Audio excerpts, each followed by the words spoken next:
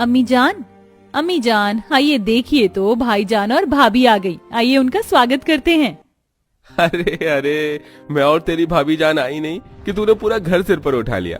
भाईजान बात ही ऐसी है, और भाभी जान आपको आने में कोई तकलीफ तो नहीं हुई? नहीं मरियम बाजी, ये हमें महफूज तरीके से लाए हैं।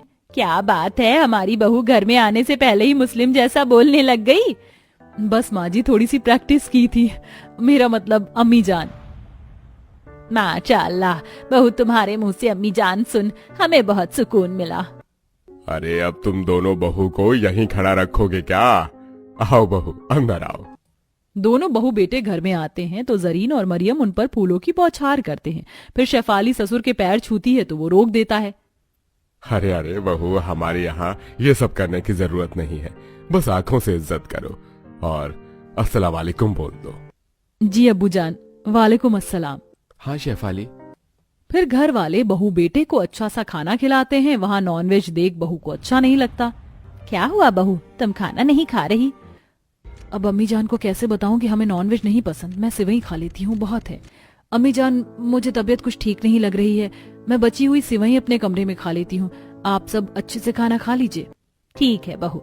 अच्छा, हम बहुत खुश हैं तुम हमारे घर की बहू बन गई हो और हमारे बेटे फैजल की पसंद से यहाँ आई हो। परसों से हमारे यहाँ रमजान शुरू है।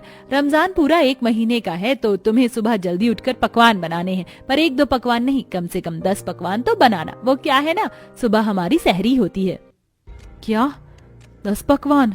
हे भगवान, अब मैं सुबह जल्दी उठकर 10 पकवान कैसे बनाऊंगी? और पता नहीं इनके 10 पकवान कैसे होंगे, मुझे तो यहाँ का कोई रीति रिवाज भी नहीं पता। क्या हुआ बहू, क्या तुम्हें कोई ऐतराज है? हाँ भाभी जान, आप रमजान में सुबह सुबह खाने की तैयारी कर दोगी ना? देखो हम सब यहाँ पर रमजान में रोजे रखेंगे, तो इस बीच हम कुछ भी नहीं खाते, तो आपको हमारा इतना ख्याल तो रखना ही होगा। हाँ Shefali, you don't have any problem with that, right? हाँ अब्बू जान, अम्मी जान, आप फिक्र ना करें, मैं सुबह उठकर खाना बना दूंगी। 5 बजे ही तो उठना होगा। नहीं बहू, तुम्हें 4 बजे उठना है, वरना हम सहरी कब करेंगे? जाओ अब तुम दोनों आराम करो।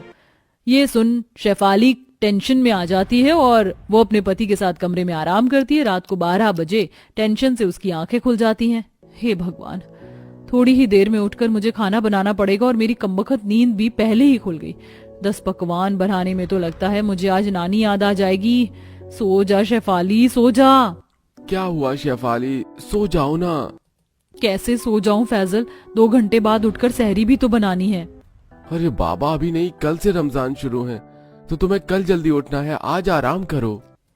क्या सच में? मुझे तो आज से ही टेंशन होने लगी थी। ठीक है, फिर मैं सो जाती हूँ। फिर शेफाली सो जाती है। उसका पहला दिन तो ससुराल में अच्छा जाता है, लेकिन फिर 2 बजे उसे मरियम उठा देती है, जिसके बाद उसे नहा धोकर रसोई में पकवान की तैयारी करनी पड़ती है। हे भगवान, इनकी सहरी के बारे में मुझे तो कुछ याद भी नहीं है। कल क्या क्या रात को बोला था? बादाम शेक, पनीर, दाल, चावल, फ्रूट जूस, कस्टर्ड, खिचड़ी, हलवा, अरे अंडा भी तो था। OMG, मैंने आज तक नॉनवेज नहीं बनाया। माँ जी ने तो चिकन बनाने को भी कहा था। फिर शेफाली नाक बंद करके अंडे उबालने के लिए रखती है। एक तरफ मिक्सी में जूस बनाती है, दूसरी तरफ फ्रूट्स काट कर प्लेट में सजाती है। वहीं एक तरफ दाल, चावल और फ्रूट कस्टर्ड बनाती है। तभी सास जरीन आ जाती है। अरे शेफाली बहू, अभी तक तुमने खाना नहीं बनाया, 4 बजने ही वाले हैं। तुम जानती हो ना, सहरी करने का भी एक वक्त होता है। अगर वो वक्त निकल गया तो उसके बाद हमें पूरा सुबह से शाम तक भूखा रहना पड़ेगा। जब भी मैं तुमसे 10 पकवान बनवा रही हूँ, जल्दी उठने का कुछ तो फायदा होना चाहिए। बस माँ जी, हो गया, 10 मिनट दीजिए। शेफाली तेजी से काम करने लगती है। वो बहुत ज्यादा थक जाती है। दूसरी तरफ रसोई पूरी बिखर जाती है और शेफाली सबको अच्छे से सहरी का खाना परोस देती है, जिसे सब खा लेते हैं और दुआ करते हैं। सहरी रमजान। वाह भाभी जान, सहरी आपने बहुत अच्छी बनाई थी, मन खुश हो गया। अच्छा, शाम को इफ्तार के लिए भी अच्छा अच्छा पकवान बनाना। हाँ बहू, तुम भी सारा काम निपटा कर आराम कर लो, क्योंकि शाम को भी तुम्हें हमारे लिए 10 पकवान बनाने, और हाँ, कबाब, मटन, मशरूम, चिकन बिरयानी भी बना लेना। अम्मी जान, मैंने आज से पहले कभी नॉनवेज नहीं खाया, मैं बना नहीं पाऊंगी। शेफाली, अब तुम इस घर की बहू हो, निकाह करने से ही कुछ नहीं होता, तुम्हें शादी को निभाना भी पड़ेगा और हम सबका ऐसे ही ख्याल रखना पड़ेगा। शेफाली मन ही मन बहुत परेशान होती है। पहली रसोई को साफ कर घर के बाकी के काम करती है, झाड़ू पोछा, कपड़े, बर्तन, और थोड़ा सा आराम करती है कि 20 मिनट में 5 बज जाते हैं कि अरे बहू अरे बहू, सहरी के लिए अच्छे से फ्रूट वगैरह काट देना, वो क्या है ना, हमारे कुछ दोस्त भी आ रहे, कुछ भी ऐसे ही मत रख देना, सजा देना इफ्तार का दस्तरखान हमारा, और बढ़िया सा चिकन वगैरह बना देना जो जरीन ने कहा था। जी अब्बू जान, सोचा था शाम की चाय बनाकर पीऊंगी कुछ देर बाद, लेकिन 20 मिनट भी चैन से रहने नहीं दिया मुझे। रमजान है कि आफत, मुझे समझ नहीं आ रहा इतना खाना कौन खाता है।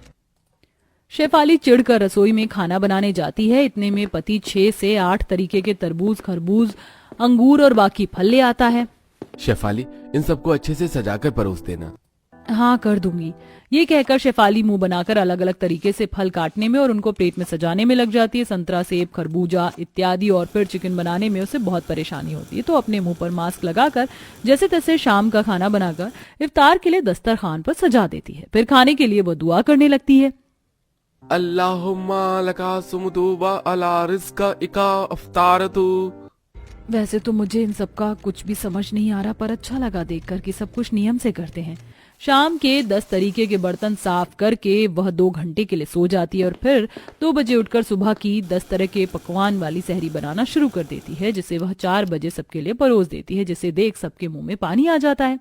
अरे वाह, आज तो हमारी बहू ने सहरी के पकवान में बादाम, गाजर, तरबूज, अलग अलग जूस बनाया है, घी वाले ड्राई फ्रूट्स हैं, ओट्स है, दलिया है, स्ट्रॉबेरी शेक है, पापड़, सलाद, रोस्टेड पनीर, सैंडविच, फ्रूट चाट, दही भल्ला, टिक्की, उबले हुए चने।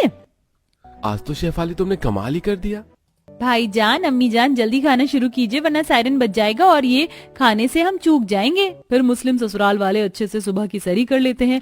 ऐसे ही वक्त गुजरता है। बहू रोज रोज सुबह जल्दी उठकर परेशान हो जाती है। उसकी आंखों के नीचे डार्क सर्कल हो जाते हैं, नींद पूरी नहीं हो पाती। जितनी बार नॉनवेज बनाती उतनी बार उसे उल्टी हो जाती। हे भगवान, अब मुझसे ये खाना नहीं बन सकता। बहू जल्दी करो, सहरी का वक्त हो रहा है। अपनी तबीयत को संभालते हुए पानी पीकर वह घर वालों को सुबह की सैरी दे देती है, लेकिन 2-4 बार जरीन अपनी बहू को उल्टी करते हुए देख लेती है तो उसे पानी देते हुए कहती है, बहू मैं कुछ दिनों से देख रही हूँ तेरी तबीयत खराब है ना, कहीं ऐसा तो नहीं है तू मुझे दादी जान बनाने वाली है? माशाअल्लाह, हम दादी बनने वाले हैं। यही सही मौका है शेफाली, झूठ बोल दे, कम से कम तुझे ये सब खाना बनाना तो नहीं पड़ेगा।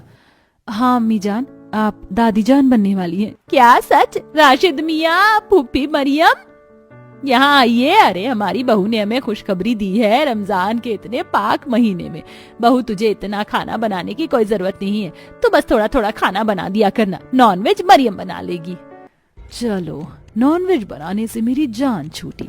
घर के सभी लोग आकर बहुत ज्यादा खुश हो जाते हैं, जिससे शेफाली को घर में थोड़ा बहुत आराम मिलता है और नॉर्मल खाना और जूस बनाकर सुबह सैरी में दे देती है। बाकी सास और नंद इफ्तारी का खाना तैयार कर लेते हैं, लेकिन अभी भी सुबह जल्दी उठकर थोड़ा बहुत काम करके पकवान तो देने ही पड़ते। गुजरते वक्त के साथ रमजान खत्म हो जाता है और सब ईद का चांद देखते हैं। इस वक्त शेफाली बेहोश हो जाती है।